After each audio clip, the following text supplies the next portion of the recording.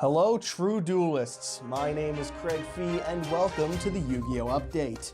Shocking news to Cleforge players and everyone else who lives under a rock, as Konami has announced that YCS Passadena has been cancelled. The news came last Thursday, just 9 days before the event was scheduled to take place.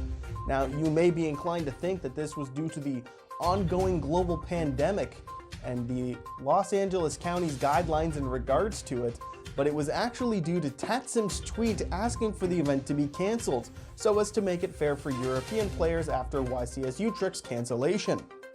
For anyone itching for an event, however, Konami has announced that the Remote Duel YCS will be taking place the same weekend, open to all North American duelists.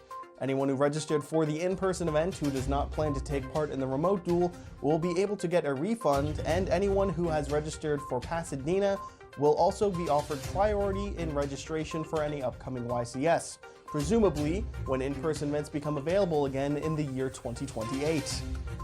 More news about Master Duel with the reveal this past week that you can have up to 20 unique decks with your account, with options to customize each deck, from unique card sleeves to dual fields to up to the 3 cards that appear over the deck when hovered over for selection. We were also shown the search function for cards when building decks, with the ability to toggle between only cards that you own or from all cards in the game. They also showed the public deck section, with the option to search for decks that have been shared, with them specifically mentioning YCS champion decks. You also have the option to download the deck and put it into your own deck collection, but it will only import the cards that you already own when doing so. If you don't own the cards that are in the deck list when you download it, it just won't include those cards in the downloaded deck list. They do, however, offer the How to Obtain feature, showing you what pack or packs the cards you're missing come in, or use craft points, which are obtained from dueling, missions, or dismantling copies of cards you already own. The next information video will drop on January the 15th, this coming Saturday. I have no idea what missions are in regards to Master Duel, but I do hope that it's something along the lines of me turning on the game for 6 days in a row, because I'll do that a lot. Even more news from Dimension Force, we learned of another new archetype, fan-translated as the Scareclaw archetype. The archetype focuses on a Link 3 boss monster, with the main deck monsters giving the Link bonus effects when they're on the field. The archetype also has a field spell to search the monsters, of course, and can pop a card once per turn with the right setup, as well as their in-theme monster Reborn, a trap that lets you attack with monsters in defense position and offers an Omni Negate, and a trap that locks the opponent into only special summoning in defense position.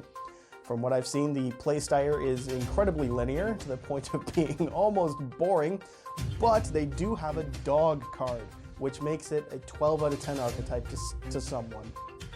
Also in Dimension Force, a new branded trap card that allows you to revive a Despia monster or level 8 or higher fusion monster from your grave, then fusion summon one level 8 or higher fusion monster from your extra deck by banishing materials from either side of the field. Just another way for Konami to say, play Despia. And another fantastic piece of evidence that Konami knows how to make a deck good, and when they want the deck to be good, they give it that Albaz Despia support, and when they don't care, they give it that B-Trooper Wave 2 support. I'm never gonna be over that. In other news, the new V-Jump promo for Japan was revealed, a level 6 zombie monster whose on-field effect is to send a zombie monster from hand or deck to the graveyard, and if it's banished, can banish one zombie monster from your graveyard to special summon itself.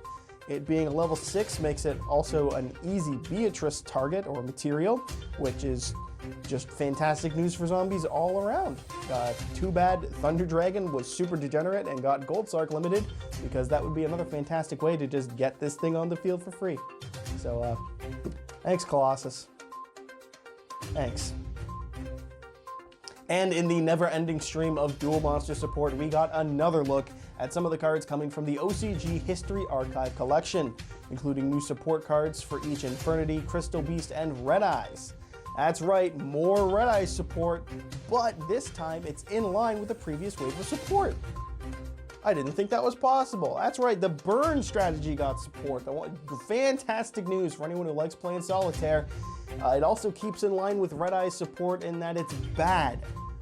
The burn effect is once per duel, and it has no way to special summon itself, and while it does have an effect to send itself from hand to grave to summon a Red Eyes monster from your deck, it has to be changed to an opponent special summoning, meaning it's almost entirely useless on the first turn of the duel. But it's okay. Red Eyes has potential. And Blue Eyes has a World's Championship title, so how do you tell me who's the more preferred archetype? In community news, the 80th and second to last episode of the Progression series dropped this week following Dawn of Majesty. After pulling just about every ultra rare in the set between the two of them, Gage decided to play an insect pile using his newly acquired Bee Trooper Sting Lancer and Armor Horn, with Simo falling back on UA to change things up a bit.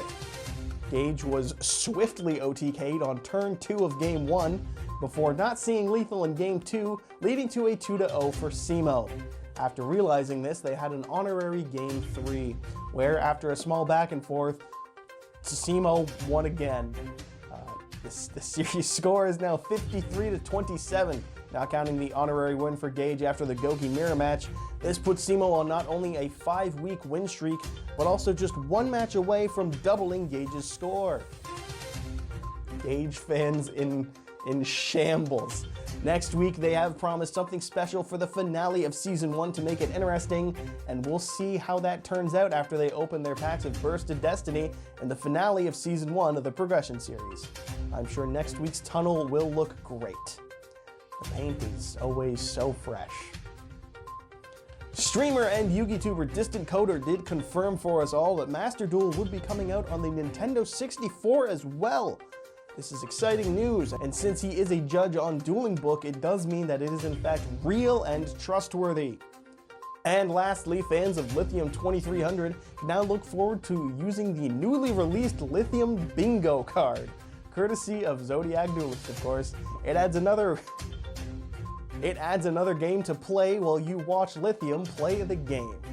That's just, I'm gonna be getting a lot of mileage out of that. Not even in terms of, I'm just gonna use that every video. And that wraps it up for this week's Yu-Gi-Oh! Update. As always, I've been your host, Craig V. Something, YGO Strats.